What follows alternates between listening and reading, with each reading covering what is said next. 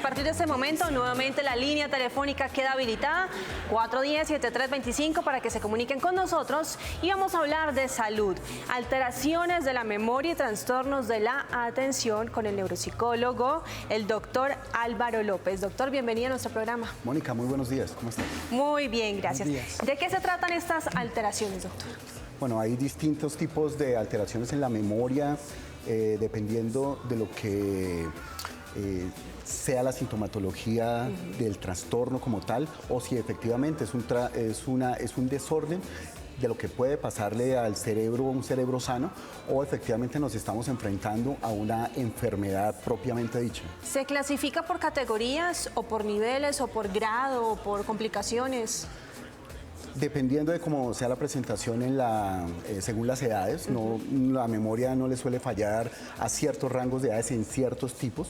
También tenemos que recordar que la memoria, uno dice memoria, pero realmente hay muchos tipos de memoria, hay muchos tipos de atención que dependiendo de cómo vayan mostrándose en los perfiles que nosotros hacemos, en las evaluaciones que nosotros hacemos y los tratamientos, dirigen un diagnóstico como tal. Creo que entonces comencemos por ahí. ¿Qué es la memoria? ¿Qué clases de memoria hay? Porque a veces uno puede ser despistado, olvidadizo, otra cosa es que tenga un problema de... O que tenga un problema de atención y que el problema de atención derive en una dificultad para consolidar la información, sobre todo la reciente. Digamos que básicamente uno recuerda la memoria a corto plazo, y hay una a largo plazo que es la que tendríamos todos. Hay una forma, tipos de memoria, si ustedes revisan, habrían muchos tipos. Hay una que es la ecoica, que son las que se recuerdan dentro de los primeros 30 segundos, que es, por ejemplo, cuando te digo, acuérdate de este número, 9, 8, 3, 5, 1, 3, tú te las... 9, 8, 5, 3, 1, 9, ajá. Bueno. 9, 5, 8, ya la embarré. Efectivamente, entonces si tú tienes la posibilidad de recordar ese dato por cerca de 30 segundos, o sea, te lo preguntan más adelante y va a ser muy difícil que lo recuerdes, sí. Pero eso está dentro de lo normal, eso lo hace un cerebro sano. Pero hay personas que tienden a olvidar las cosas por diferentes razones. Si estamos tristes, se nos olvidan las cosas, si sentimos dolor, se nos olvidan las cosas, si estamos haciendo diferentes cosas al mismo tiempo, no podemos focalizar la atención en tener la misma efectividad en la tarea. Entonces, y hoy sí, el que está teniendo una conversación también está revisando el teléfono móvil, también está revisando su correo electrónico y también está escuchando a otra persona. O sea, varias tareas al mismo tiempo que, si bien es cierto que podrían ser funcionales porque no son tan exigentes, sí la efectividad podría perderse. Yo creo que Google nos volvió perezosos. Porque es que hace, no sé, 20 años uno decía, espérate, ¿cómo llamaba la película esta de...? Y uno duraba todo el día, pero uno estaba concentrado. Ahora no es, ay no, yo me voy a, ay no, me voy a preocupar por eso. Google, tal, se llama tal. Ya uno no se aprende los teléfonos ni pero, siquiera de memoria. ¿Eso es malo? No. ¿O uno puede ejercitar la mente? Esa sería una forma de ejercitarlo, pero realmente nosotros debemos ir al tanto de la exigencia del ambiente. Si es funcional, por ejemplo, un actor que se acuerda del libreto en el momento de la escena, pero después, una vez hace la escena, no recuerda, no hay problema si lo recuerda porque ya lo hizo. Claro. O sea, es funcional. Pero yo meto la cucharada, y es que muchos de nosotros entonces trabajamos como con esa primera memoria. Y esa primera memoria, lo que dice el doctor, nos sirve para ese previo momento al que vamos a grabar. Entonces a veces agarramos cuando son muchas escenas al día, miramos, chun, chun, chun, la prendemos, listo, grabando. Pero fijo, a los 15 minutos, una vez hayamos terminado esa escena, chao. Exacto. Pero es funcional, o sea, y hay un problema que es la hiperemnesia, que es acordarse de todo, que sería altamente disfuncional. Si uno se acordara de todo, pues se acuerda del taxista que lo trajo uno hoy, se acordaría de las placas de los carros de los papás, se acordaría de los teléfonos, que ya no es funcional tener ese dato. Nosotros debemos acordar porque es que la memoria evolutivamente se ha seleccionado como herramienta para solucionar problemas. Le tengo preguntas de esas personas que se acuerdan de todo, espero que no se me olvide. Que no me falle la memoria porque Claudia Rojas la tenemos en la línea telefónica desde Bogotá. Claudita, buenos días. Buenos días, Moni, Julito y doctor, ¿cómo están? Muy bien, gracias. ¿Cuál es tu pregunta para el doctor? Bueno, tengo una pregunta. Tengo una niña de 4 años, ella está en el jardín. La profesora en repetidas ocasiones me dice que ella a veces se queda como lela, digámoslo así, como englobada, y que le tienen que decir nena. Sí, pero ella responde ahí mismo. Entonces, no sé, esos englobes, no sé si es déficit de atención o algún tipo de ausencia, nunca convulsionado, nada de esas cosas, pero sí quiero saber si de pronto es algún déficit de atención sin hiperactividad, porque pues ella no es una niña hiperactiva. Entonces, por favor, para que me ayudes con eso, porque a veces se engloba, o es normal que los niños se engloben. Muchas gracias. Gracias. O cambiar de profesora. Pero eso nos pasa a todos, nos englobamos de vez en cuando. El doctor. Sí, doctor. Muchas veces tiene que ver también el sistema educativo, pero en general tendemos a pensar que los docentes lo hacen bien. Y cuando no, pues se puede corregir. En el caso de la niña de 4 años, pensamos, bueno, obviamente es muy difícil atrevernos a hacer una valoración con los datos tan someros que alcanzamos a escuchar, pero inicialmente siempre debe uno ocurrirse varias cosas frente a lo que le puede estar pasando a la niña. En estos casos, descartar que no hay un problema orgánico o que no hay un problema que respalde ese déficit de atención en el contexto educativo de la niña. Efectivamente, si ella se le dice, mira, acuérdate de la A, se la aprende en el momento, pero al siguiente día recuerdas cómo es la A y hace otra cosa que puede parecerse a la A, pensaríamos que había un problema, porque hay una dificultad en la consolidación de la información. La atención, uno pensaría que la atención y la memoria están muy ligados, el aprendizaje está muy ligado a estas dos funciones que acabo de mencionar. Realmente, si la atención falla inicialmente, que es como yo registro la información, como yo hago que los estímulos que estén en el ambiente, unos sean más relevantes que otros, si eso llega a ser disfuncional, de ahí en adelante toda la cadena del aprendizaje empieza a fallar. Pero Ana, yo sí, me robo 30 segundos porque no quiero dejarlo suelto. Es que cuando decía lo del profesor, que lo dije un poco molestando, empecé a pensar por qué lo dije. Y es que a mi hija, que tiene 11 años, hace año y medio, entonces estaba teniendo problemas en matemática y se elevaba y nos llamaban, no, que se eleva, que se va, que se eleva. Y ella no sufría de eso. Empezamos a buscar cuál era el inconveniente y sí era el maestro que no le daba esa manzanita, ese dulce para que ella estuviera atenta. Cambió la niña. A veces hay que estar atento a eso también. Pronto, sí. Julio, lo que tú dices es completamente importante porque nosotros aprendemos más de lo que nos gusta. Y relacionado con algo que habíamos hablado previamente, no preferimos que la pedagogía sea con algo que nos asusta. Es mejor tener lo que tú dices, lo apetitoso, lo dulce. O sea, si nos acordamos de las cosas buenas, si nos acordamos de lo motivacional, pensamos que la consolidación de la información va a ser afectivamente mucho más coherente que las viejas tradiciones de que la letra con sangre entra, que era casi que un sistema pedagógico permanente en las generaciones previas. Tenemos preguntas también de televidentes, doctor. Aquí está la primera. ¿Qué parte del cerebro afecta la enfermedad?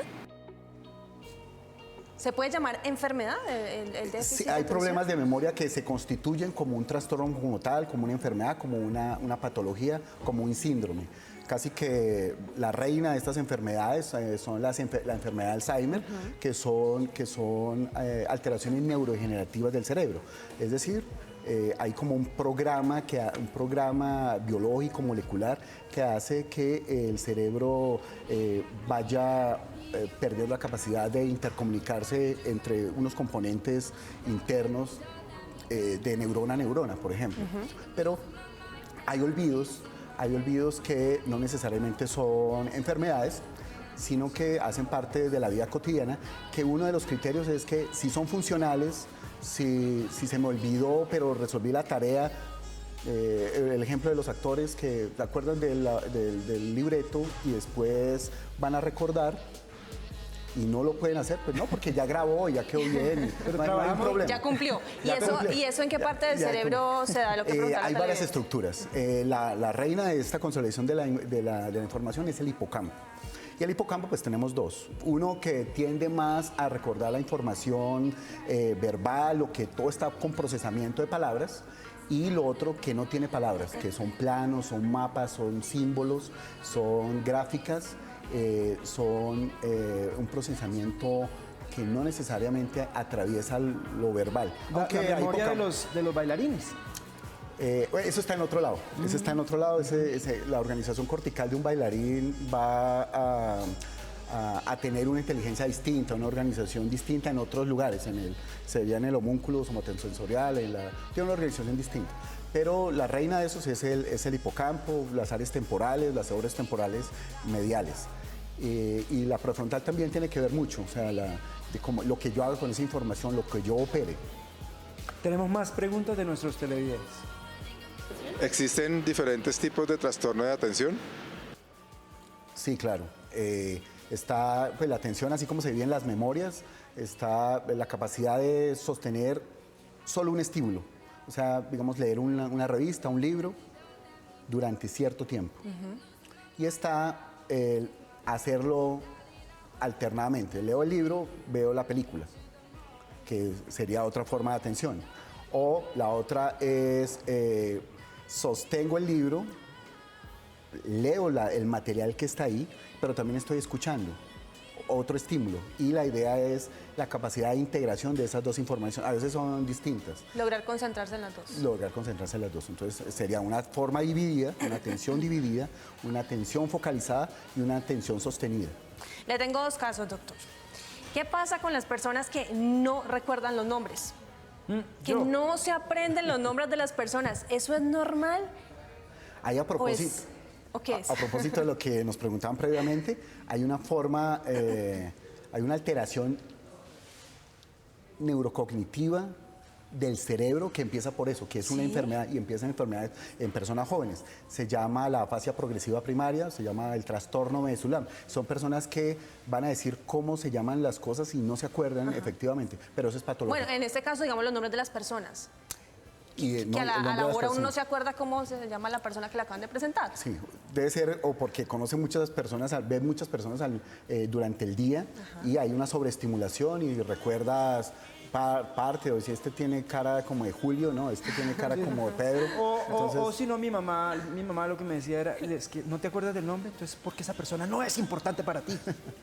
O cuando les cambian los nombres. Técnicas, para recordar los nombres hay técnicas. ¿Sí hay técnicas? Sí, entonces usualmente uno recuerda por todos los inputs sensoriales que tiene, o sea, uno recuerda, ¿y qué inputs tenemos? El tacto, el oído, el ojo, el olor. Entonces, si nosotros logramos grabar, que es una forma de aprendizaje contextual, si yo recuerdo que la primera vez que vi a Julio César fue hoy, estaba sentado de esta manera, lo vi de esta manera, tenía esta expresión, lo asocio el nombre con un Julio César que yo ya conozco y con la cara que estoy viendo en estos momentos, es mucho más probable que yo lo recuerde en un futuro que si no lo... O la secuencia de números que dijo el doctor hace 5 minutos. Sé que comenzaba por 9. 5, 8, 1.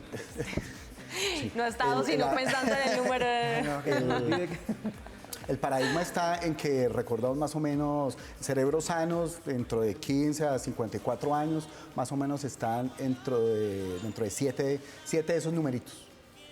7 numeritos. Y también se puede hacer en orden inverso, que es otra tarea. Doctor, tenemos más preguntas de nuestros televidentes. ¿La depresión puede causar alteraciones en la memoria? La impresión. La depresión. La depresión completamente. Los mismos circuitos del afecto neuronales son compartidos por los circuitos de consolidación de la memoria. Es decir, si personas depresivas que están tomando antidepresivos o que tienen una historia distímica de melancolía durante su vida, tienden a tener mayores dificultades para evocarlo. Y como dato es que en personas mayores hay personas que están tan tristes que pueden simular una forma de demencia que se llamaría la pseudodemencia depresiva. O sea, está tan triste que parece una demencia. E incluso requeriría valorarlo de una manera muy específica para determinar, esta persona efectivamente tiene un trastorno orgánico o esta persona efectivamente está tan triste que no se acuerda de nada. Doctor, ¿es una alteración de la memoria cuando no recordamos acciones que acabamos de realizar? Como por ejemplo, acabo de apagar la estufa, acabo de cerrar la nevera, me voy para el cuarto y ¿será que apagué la estufa? ¿Será que cerré la nevera? ¿Será que guardé las llaves? ¿Eso es una alteración o a todos nos pasa que se nos olviden las cosas, a todos. Lo importante, yo creo que es el mensaje para todos, es que nosotros debemos tener en cuenta cuándo empieza a ser problemático. Si esto, a todos nos puede pasar esto que tú acabas de describir, pero si pasa una vez al año, si pasa una vez cada 6 meses, no pensaríamos que hubiera dificultades. El tema está en que la presentación aumente en frecuencia y en intensidad. Ok. Preguntas en redes sociales también tenemos. Yurian dice: si no puedo, me toca con las gafas, doctor. Sí. ¿Las quimioterapias pueden generar alteraciones de la memoria?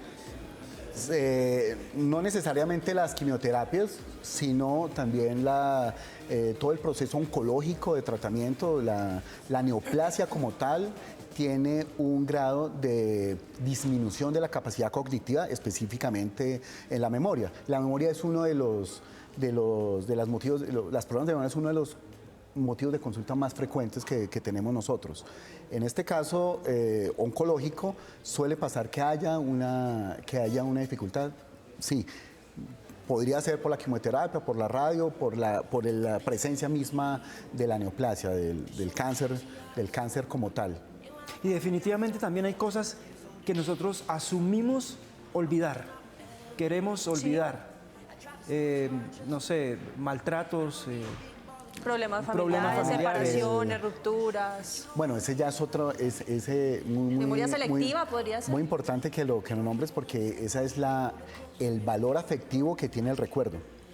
Entonces, si nosotros, lo que hablamos antes, si es con el gusto o con el susto. Entonces, tú estás hablando hoy más del susto, si nos acordamos. Sí. Si es de la forma traumática, hay personas que deciden, se les olvida toda la infancia, cuando está asociado, por ejemplo, a una experiencia de difícil resolución, qué sé yo, un abuso sexual, qué sé yo, maltrato infantil, cosas de esas. Entonces hay personas que seleccionan, no conscientemente, que ese problema no está allá. Pero ahí se borra de la memoria o se bloquea. Unas teorías dicen que lo reprime, otros dicen que sí hay olvido, pero que ese se convierte en otra conducta. O sea, funciona como que, como en la computadora, lo eché al basurero, pero nunca lo eliminé. Ahí está. Sí, pero digamos que vuelve, como el cardinal es que si es disfuncional, si es problemático, hay que prestarle un tratamiento. Sí, no, porque igual las personas, pues muchas personas con sus experiencias difíciles siguen viajando por el mundo y siguen resolviendo las cosas. Tenemos otra pregunta de redes sociales. Fabiola, mi hijo sufre de epilepsia. ¿Él tendrá trastornos de la atención? Dependiendo del tipo de epilepsia, también sabemos que es un capítulo grandísimo, no todas las epilepsias son lo mismo. Especialmente hay epilepsias si son de lóbulos temporales. El niño usualmente tendría una dificultad de aprendizaje, una dificultad en la atención, pero si está controlado satisfactoriamente, si hay una adecuada adherencia al tratamiento, tenderemos a pensar que la capacidad de aprendizaje en él estaría muy bien resuelta. Incluso la epilepsia no es un condicionante cuando está bien manejada para que sean profesionales, para que sean presentadores. 410-7325, Isabel González está con nosotros desde aquí de Bogotá. Isabel, bienvenida. Hola, Isabel. Isabel, buenos días. Aló, buenos días. Tu pregunta, Isabel. Buenos días. Es para preguntarle al doctor qué tips nos puede dar para mejorar nuestra memoria. Gracias. ¿Qué? Tips para mejorar la memoria. Bueno, hay varios. Aunque no pareciera, el asociar un estímulo con otro, lo que ya no sabemos completamente, qué sé yo, para aprendernos un teléfono, acordarnos de la dirección de nuestra casa si no la sabemos bien. Si mi mamá se llama de una manera determinada, los nombres que se parezcan a esos van a ser más fáciles de recordar. O sea, de lo que ya está consolidado, le ayuda a lo que queremos que se aprenda. Otra cosa es tips, bueno, suena raro, pero hacer ejercicio es muy importante, tener una dieta ¿Hay alimentos saludable. que mejoren la memoria? Pues obviamente hay estudios que dicen que la cebolla, yo no sé. bueno, ojalá tuviéramos un alimento que uno dijera, bueno, este es y con este vamos a tener una super memoria, sí. Pero en general es el balance entre actividad física, actividad intelectual y dieta. Y afecto, una vida saludable. Y una pregunta final, doctor, nos pregunta Sandy. Buenos días, por favor, pregúntale al doctor desde qué edad se diagnostican los problemas, deficiencias o alteraciones de la memoria en los niños. En los niños, sabemos, es más difícil diagnosticarlos en los chiquillos que están aprendiendo a hablar. Pero hay hay pruebas que incluso en personas prelinguales, o sea, antes de preverbales, saber si efectivamente tienen una alteración o no de la memoria. Y pensaríamos que simplemente si ellos recuerdan dónde están los muñequitos, dónde están los juguetes, pero después se le remueve ese juguete, ella lo tendría si lo extraña y lo busca, pensamos que la memoria en él va por buen camino. Es más fácil diagnosticarlo cuando el chico ya aprende a hablar y cuando se le pueden hacer las pruebas y ya tiene un discurso de dónde valorarlo. Por ejemplo, tu número de tarjeta de identidad. No. ¿No? Yo sí me acuerdo perfecto. Yo nunca me aprendí el número. 690712-02607. No, yo nunca me lo aprendí. Nunca. Hay otro ejercicio que es buenísimo, leer. Lean muchísimo, es diferente a cuando uno está sentado frente a un aparato de televisión a cuando uno coge. Y dicen que leer en voz alta hace que uno se aprenda mejor las cosas, ¿es verdad? Hay varias técnicas, que esa es la subvocalización, y supone que cuando uno lee en silencio, solamente activa un input que es la vista y los procesos, y activa las áreas relacionadas con la lectura. Con el lenguaje, usualmente si se es derecho, pues en el hemisferio izquierdo, bueno, eso puede cambiar también. Pero si subvocalizamos, ese contenido también va por la vía auditiva. Entonces serían la misma información que va por dos vías. Entonces entenderíamos que habría una mayor posibilidad de recuerdo. Aunque hay personas que también desarrollan la destreza de leer incluso en estadios de fútbol y son capaces de leer y no se distraen. Doctor López, gracias por habernos acompañado. ¿Y cómo lo encontramos? Nosotros nos pueden escribir al correo alvaro.lopez@mederi.com.co. Muchísimas gracias por habernos acompañado esta mañana. Muchas gracias. Doctor.